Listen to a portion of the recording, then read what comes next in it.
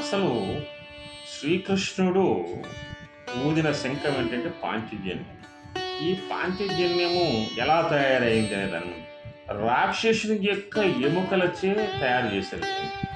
ఈ రాక్షసుని యొక్క ఎముకలతో తయారు చేయడం వల్ల దీనికి అత్యంత శబ్దాన్ని ఇస్తుంది. రాక్షసుడు నోరెక్కువ కదా, అదేవిధంగా శబ్దాన్ని ఇస్తుంది.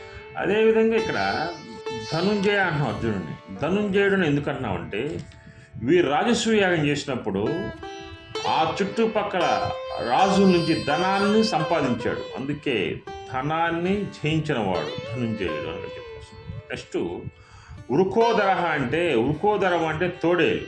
తోడేలు అంటే ఉదరం గలవాడు. ఎవరు? మన భీముడు. అంటే ఏది తిన్నా సరే అరిగిపోద్ది అన్నమాట. వృక అంటే అగ్ని అని, అంటే ఎముకలు తిన్నా ఏ తినసే అరిగిపోయి జీర్ణం అయిపోతుంది అనమాట. వృకోదరుడు అంటారు. అంటే ఇక్కడ పాంచజన్యుడు అంటే శ్రీకృష్ణ భగవానుడు, ఋషికేశుడు అన్న శ్రీకృష్ణ భగవానుడు, ధనుంజయ అంటే అర్జునుడు, వృకోదర అంటే మన భీముడు అవుతాడు. జై శ్రీకృష్ణ.